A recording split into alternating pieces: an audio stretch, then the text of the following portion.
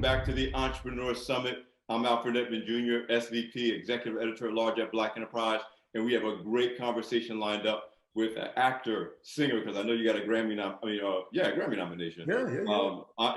Television, game shows, Broadway. You're doing it all. Welcome to the conference, Wayne Brady. Thanks for coming, man. Thank you for having me, Mr. Alfred. I'm so happy to be here this morning. Thank you. So let's jump right into it, because you're here in your role as an entrepreneur, and I would argue that at your stage of the career, every performing at their stage of this career has to be an entrepreneur. You got to make things happen. Talk to me about where you are now, what you're doing. I mean, obviously, you're still doing improv. You're still doing, I think you were just in Chicago doing Hamilton recently. What are you doing now in terms of managing your life, managing your business, managing your career, given all the different things that you do now? Well, I would argue the point that if you are a performer, if you've chosen this lifestyle, for you to gain anything from it besides the joy of being on stage and making people happy, you have to be an entrepreneur. You have to have that spirit right from the get-go, because unlike various tracks that you say that you want to be a lawyer, you go to college, you then graduate, you then go for the bar, you do everything that you need to. There is a very specific track that if that track is handled correctly and a little bit of hard work and luck's on your side, you are in a place where you're not necessarily an entrepreneur, because that is the thing that you are doing. As an actor, the hustle that I started when I was 16, when I first started doing theater and I started working professionally, is the same hustle I have now.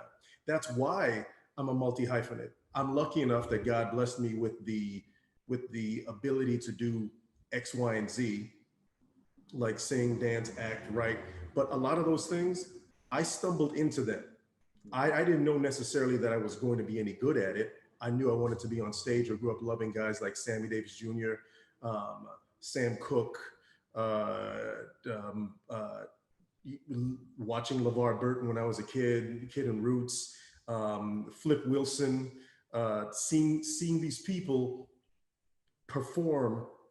I knew that I wanted to do that, but I didn't know how to get out of my hood in order to make it happen. I just luckily bumped into things as I went along. But I think the entrepreneurial spirit is, each time that I knew that I needed a skill, like I didn't dance, but I would be in an audition and I'd see people dancing, like, oh, well, I'm gonna look at the dude that is doing it well and I'm gonna try to copy him. Oh, I've got to sing for this thing. Well, I've never really sung, but I really want to get that job because I would like to get paid. So I learned to sing. Oh, I'm gonna do that piece of theater. I'm gonna do this. I'm gonna learn to build a set. When I was trying to produce theater back in Orlando when I was a kid, so I learned to build. I learned to direct. I learned to write. You learn to do every little thing so that you have that to fall back on. Because when I moved to Los Angeles, it just wasn't, here's a paycheck. It's go sing with this wedding band on Tuesday, go work at Universal Studios in a theme park show, go work a kids party, go do this improv gig. That yes and mentality, that is the bedrock of improv, is the bedrock of an entrepreneurial spirit. So I take all that hustle that I did, I'm still doing the hustle now. I just get paid more. I'm on Let's Make a Deal. Not only am I a host, but I am an executive producer on the show. And I have to stress for any other actors watching, if you look at the end of a lot of shows, you will see where the star is an executive producer. A lot of time it's a titular thing. It's an ego pump. Anytime that I'm on a show, that I've reached a point where anytime that I'm on a show, I'm actually doing the work. So we just did a primetime special. I wrote the opening number. I helped to direct it. The show comes to me. I am definitely involved in the process of it as a producer. I have to stress that because that was an important thing that I had to work for. That instead of just being a hired gun, you can hire me as your gun, but I want to have a say with where my bullet goes because I've earned that at this point. And you want to pick up and develop the skill set that you can parlay going Exactly. forward. So just getting a title just to be able to say you got it on a resume doesn't mean anything if you can't apply the skill set. No, sir, but some people are content with that, and that's okay. Wow. And, Wow. and that's okay because they are getting a check. You know, it's like not to criticize some of my young brothers, but it's like, you know, like a young rapper. You get a hit, you've got all these chains, and then your next song is called Forever because you're like, this ain't never gonna end. Well, guess what? You don't own those songs. Mm. You're giving away your masters. You Mm. are performing. You now, because of the pandemic, you can't tour. So you're just making videos. So that whole thing about forever has gone out the window because you don't own it and you don't have ownership in it. I don't own Let's Make a Deal, but like you said, I'm developing a skill set as a producer that I can take with me to other projects that I've created. And to be able to have even the teeniest piece of a show like that is something that I'd like to pass on to my daughter. Likewise, my ex-wife and I have a production company, and we are working right now on a show with Jerry Bruckheimer, with his company that we have created, that we are executive Is that producers. Making It Up Productions? Is that the company? Yes. Nice. Well, Making Up Productions is my personal company for all my improv stuff when I'm on the road. And Mm-hmm. the two of us have a company called Wayne and Mandy Make Stuff. And Okay. but the two companies work together. I'm the president and co-president of the other one. So we have our show there where I'm an executive producer and co-creator. We have a deal for a sitcom at CBS where we are co-creators and executive producers, and I'll be starring in it, and my family is actually going to be in the show as well. Well, I'm looking forward to that. We try to create things for ourselves. It's a lesson that I had to learn the long and hard way to get to. Instead of just dancing for somebody, you want to be the one calling your own destiny to a certain degree. So I look up at the guys that I admire now who are directors, the Forrest Whitakers of the world. I mentioned LeVar Burton, who is a who is a director and a producer. Bill Duke.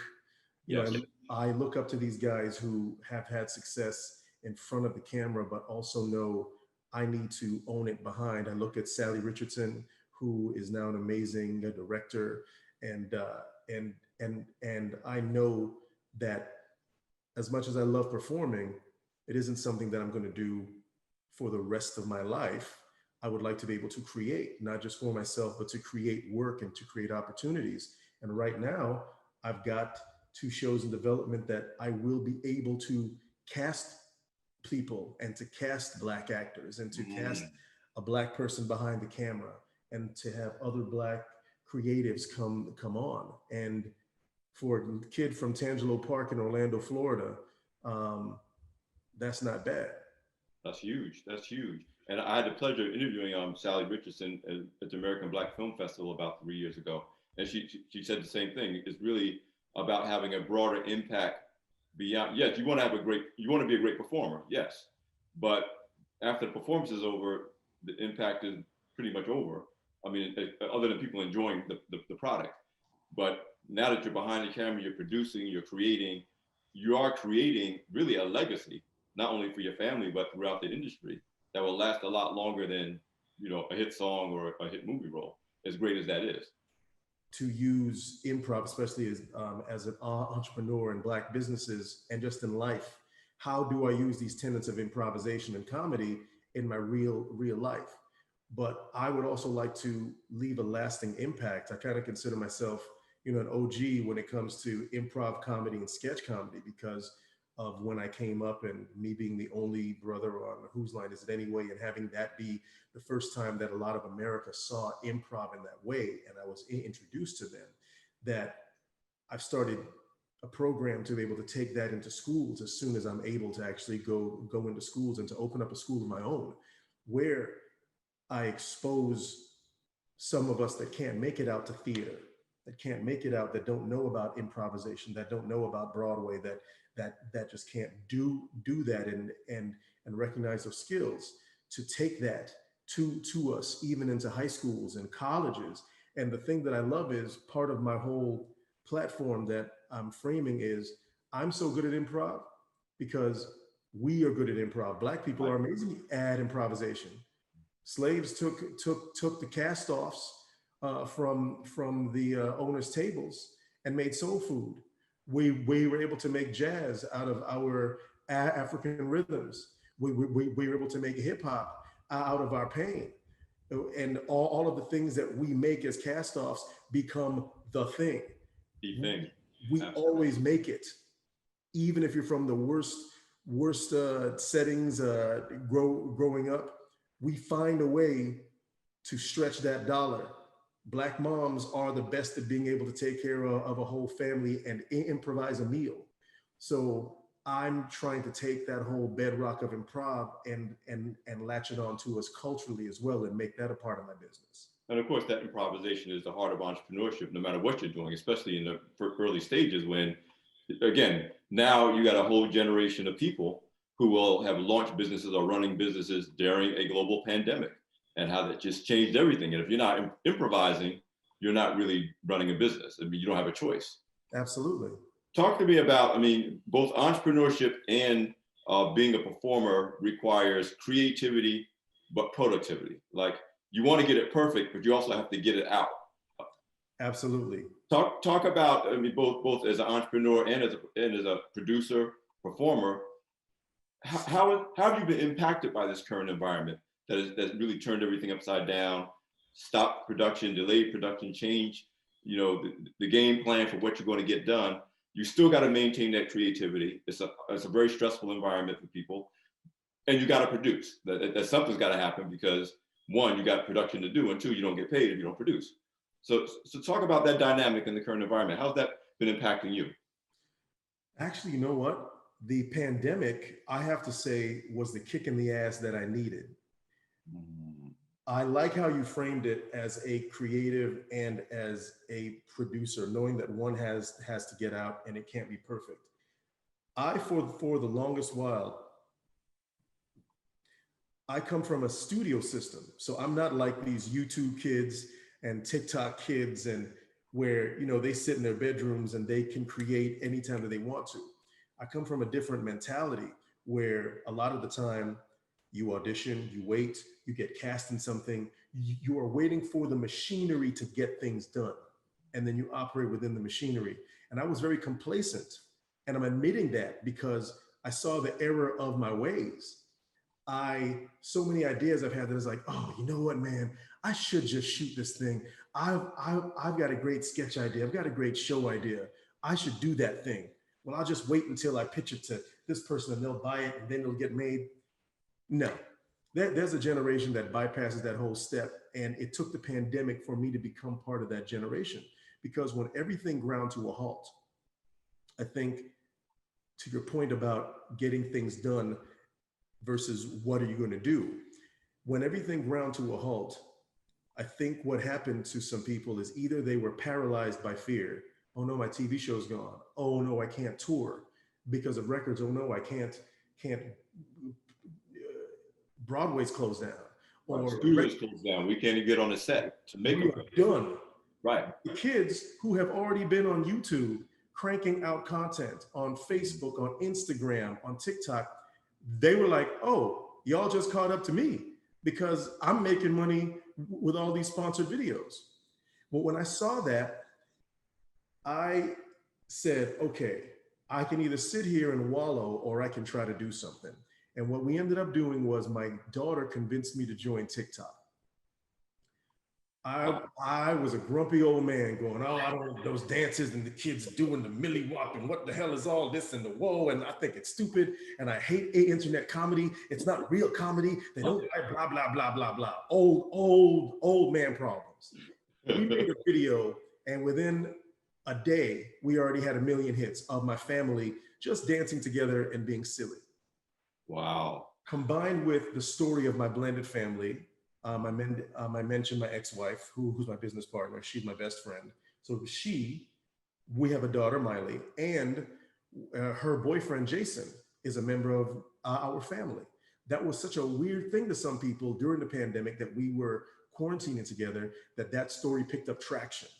As that story picked up traction, they would come, the people that watch those press stories would come to TikTok. They would see these videos. The videos then produced a want.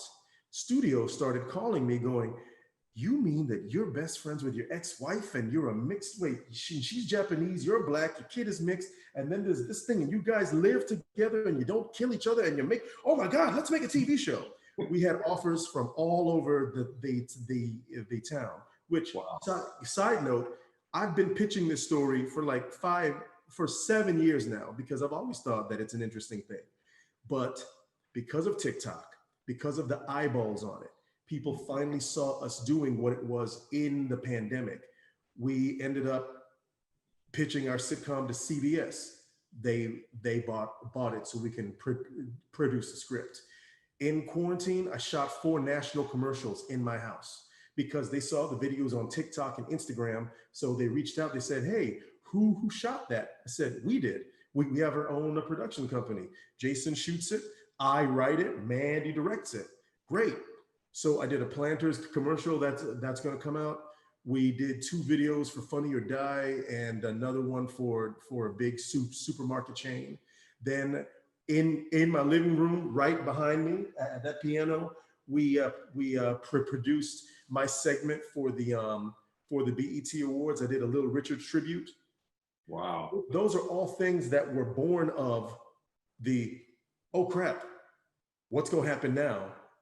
I've got to hustle. That put me back in touch with that hustle that I had when I first moved out here, that I think maybe slackened off a little bit when you have a comfortable network job and things come to you, when you have to create. And I was so inspired by a lot of the young creatives I've seen on TikTok, a lot of the young Black creatives I've seen making videos, making these, a guy named Paige Kennedy, King Bach, huge on Instagram, and turning that into mainstream success. Now I'm following their route of taking the online piece and turning it into mainstream success. You're never too old to learn a new trick or to learn a new hustle. And that's put me on my game now. I feel rejuvenated and I feel primed in a place that I'm going into the next year with. I've got another show on Fox that I start shooting that in November. We have a development deal with Fremantle. I'm helping other people get their shows made. At Fremantle, we just optioned the rights to a script from a young brother, first-time writer. His script was on a pile that I was reading of all these well-established writers, and I saw his script, and I went, oh, this is rough, but let's give this dude a chance. So this has been, the pandemic sucks, don't get me wrong, right. But it brought out that entrepreneurial spirit in me that had to happen. And in 6 months, I've had so many blessings because of that. You never know what you will do when you have to do it. Like when you have to do it and you think you're working at maximum capacity, and then when this environment, I agree with you, nobody would have wished for this. It's not a good thing, but it has resulted in many of us finding out exactly how smart, how innovative, how strong we had to be to do what we had to do. And you're right, you discover that you had muscles that you never knew you had, that you can flex and make things happen that will benefit us in the long run. Absolutely. The other thing I want to bring up about your example, though, and I've talked to a lot of entrepreneurs, older and to some degree younger, but mostly older entrepreneurs who are not getting the value of really using social media in a way to grow their business, no matter what business they're in. What I tell people is what you got, and I had this conversation with Lorenz Tate last week. Once you do something on a TikTok or a YouTube or whatever the platform, now you have analytics. Instead of you just saying, I think this would make a good show. No, I got 1 million people who looked at this, and we know now all the decisions in your industry, people want to see numbers before they're willing to put anything behind it. And so, that was your experience. Once you had this idea for 7 years, and then you do this on TikTok, and now it's like, oh, we want to do that thing. But it's part of it is because people got numbers that they can look at now. You have to follow the analytics, and you know what? I will be completely honest. I'm still not great at social media. I will binge and I'm still not using social media to the level that to truly call myself a social media entrepreneur, to post daily, to post schedule wise, to see how these young people are using this platform.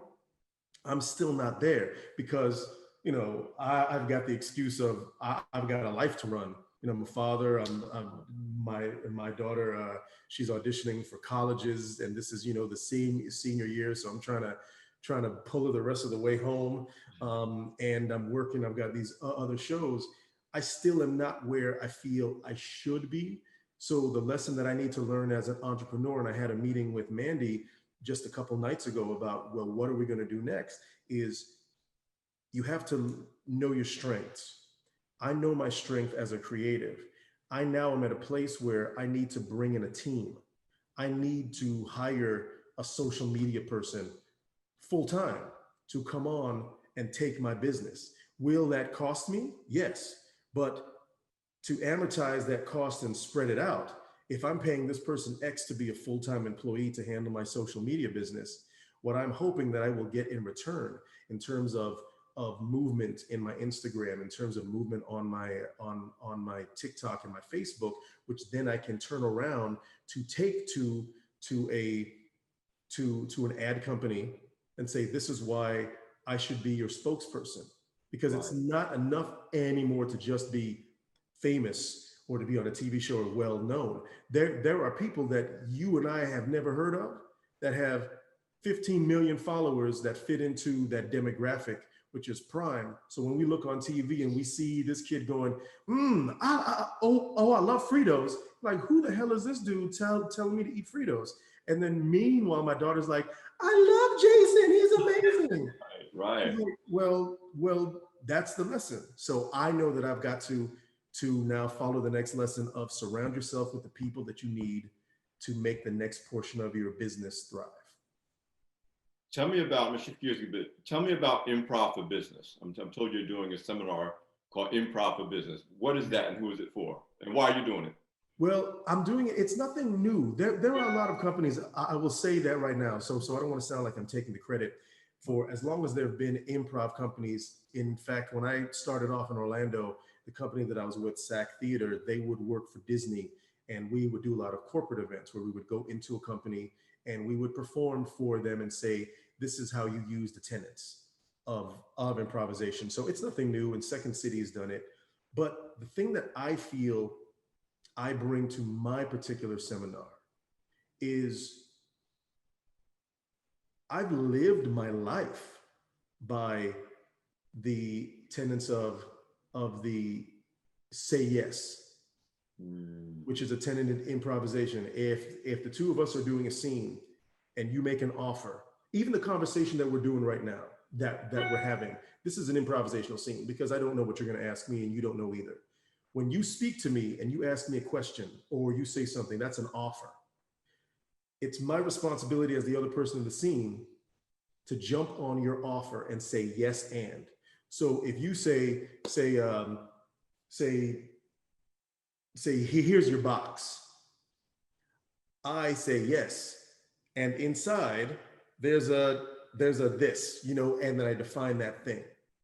And then I say, and this really belongs with that I have in my pocket. And then I say, well, that's the thing that I gave you 6 years ago when I met you. Well, when you met me 6 years ago, we were in the Air Force, right? Because you were my captain, and that's how you keep that conversation going. That's the nature of improv.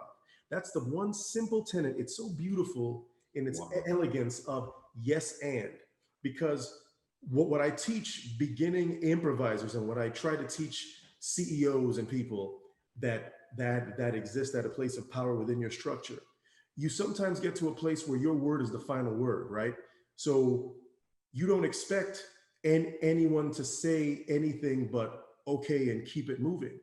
If you always leave your mind open for someone to not just say yes, but to say yes and, that and is the building block of a scene. That and is the building block of a conversation. That and could be the building block of your business, because that and is an idea that then furthers it. So maybe you make great shoes, but what if one of your employees and has an idea for this thing that complements your shoes or complements the design?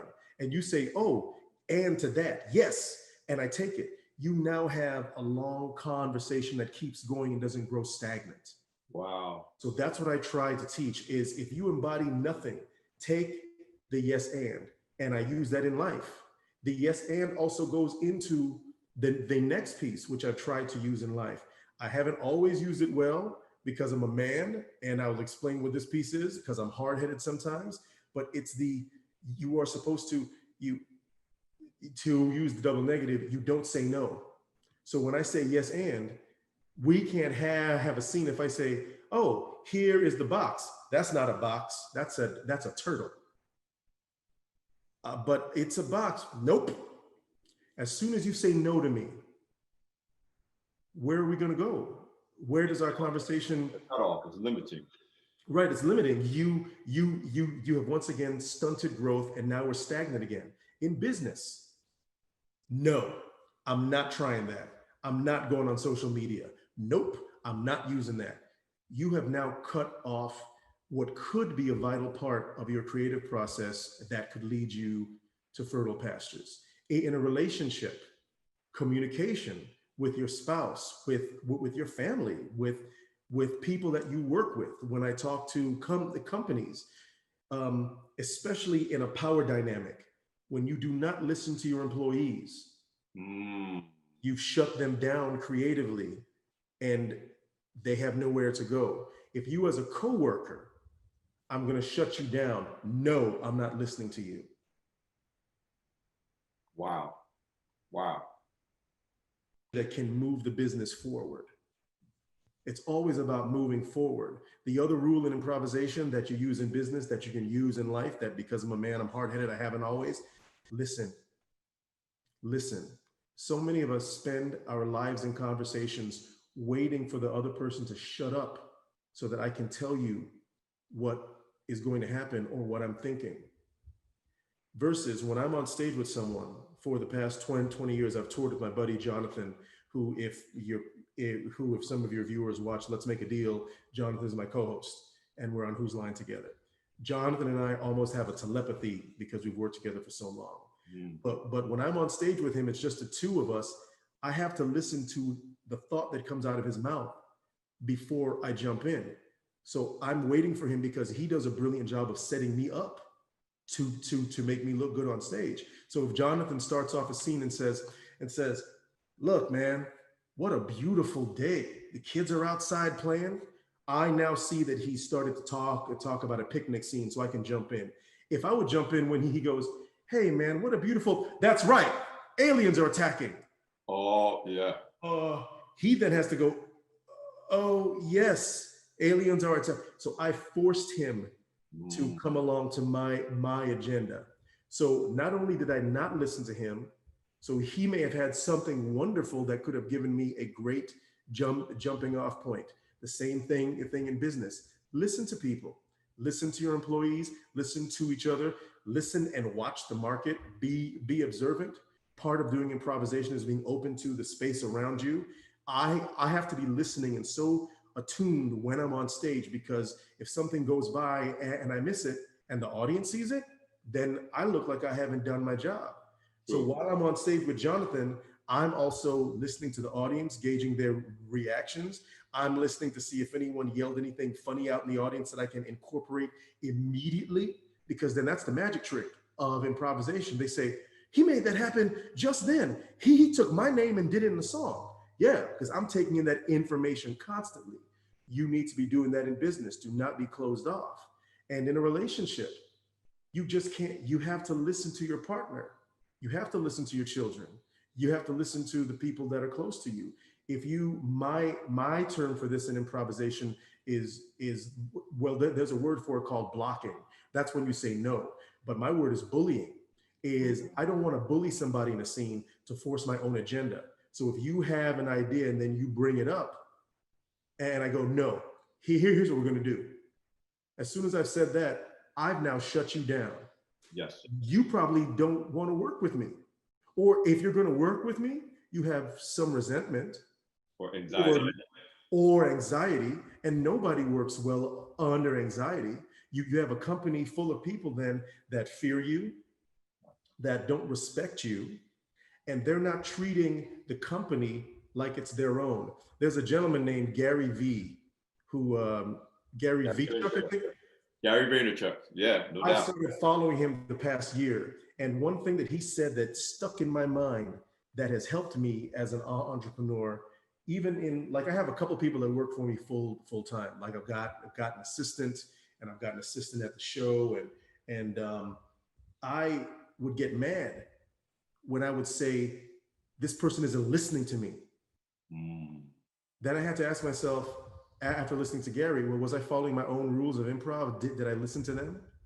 Did I set up a yes and instead of just do what I want? And even better yet, I was expecting that person after they got shut down, because I'm like, you didn't do this right. I don't do things that way. Here, I'll just do it myself because obviously I'm smart enough to do it, blah, blah, blah. Which is a weakness of so many entrepreneurs that end up piling, then they feel overwhelmed and they resent their team because it's like, why do I have to do everything? Yes, and the reason that you're doing everything, and then you even say, this is one thing I took from Gary, is when he says that when you say to your employers, why don't you work as hard as me? Why don't you treat this business like it's yours? We did, because it's not theirs. Right. It's not their business. You've hired them to do this. It's not their business. But by using some of these rules that I've taken from improvisation, you can instill a sense of teamwork. That's what improv is based on, unless you're doing a solo scene. Improv is based on the fact that I need this team, and I'm going to make this team work well. And 5 of us on stage are still going to tell a great story. And you at home will be able to follow it. You'll laugh at it. You can understand the process, and you'll be engaged. If you take that into a business setting, you have a machine that now everyone feels respected, their voices feel heard, and you've now fostered an air of creativity that you don't have to try to look like the smartest person in the room. That's what I tried to do for years, and I realized that that's not a strength. The smartest person in the room is the person that goes, I don't know these things, so I hired that person, this person, and that person. Right. Go for it. Go do it. Yeah. So listen, Wayne, before we run out of time, I got one fun question. Yes, sir. I'm trying to find somebody who's a true Wayne Brady fan. Okay. And this person's a fan of you as a theater performer. And so I'm gonna throw out an idea for you. It's about creativity. Okay. What would you think? What would Wayne Brady think of a totally improvised Broadway musical? 2 things. Okay. One, it kind of exists already. That there was a show. I forget the name of the show. I think, but it wasn't on Broadway. It was off Broadway, where they tried to do an improvisational musical. That idea isn't new, but I love the idea of taking a musical to Broadway. I actually am trying to develop it myself. I feel that I just got finished doing a musical a while ago. It's not truly a musical, but Lin-Manuel of Hamilton fame. He has a show and a group called Freestyle Love Supreme. And I'm a member of that group. And it's a freestyle hip hop musical show. So we did that on Broadway last year. But in terms of a full-blown Broadway musical that is improvised, I absolutely believe it can happen. And I'm going to be the person to make it happen. I promise you this. That's what my friend wants. He's like, that's what Wayne Brady should do, because Wayne Brady's the guy to do that. It's going to happen. I have a show in development right now where I'm going to be, and this is kind of letting the cat out of the bag, but I also believe in business that if you speak things into existence, so just like a lot of these other projects were just, a baby in my head, we are developing a show right now where a la The Voice or any of these competitions, I'm going to be searching the country for people who are actors, singer, dancers, who are triple threats like myself, who have the gift of improvisation that I can cast as my own personal Carol Burnett, Slash and Living Color. Oh my God. We then, after I cast those people, we are then going to have a stage show, which will also be a TV show.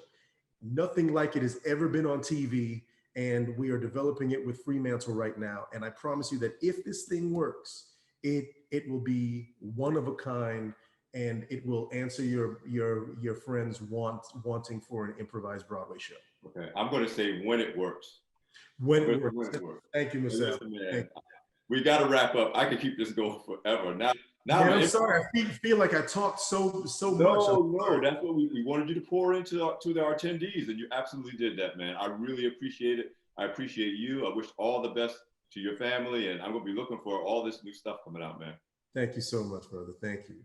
Thank you. And thank you guys for joining us for our one-on-one conversation with Wayne Brady. It's a wrap for our 25th annual and first virtual Black Enterprise Entrepreneur Summit. We hope you gain the tools and fuel for your business to connect and thrive. All of the conference content will be accessible on the Black Enterprise website, www.blackenterprise.com.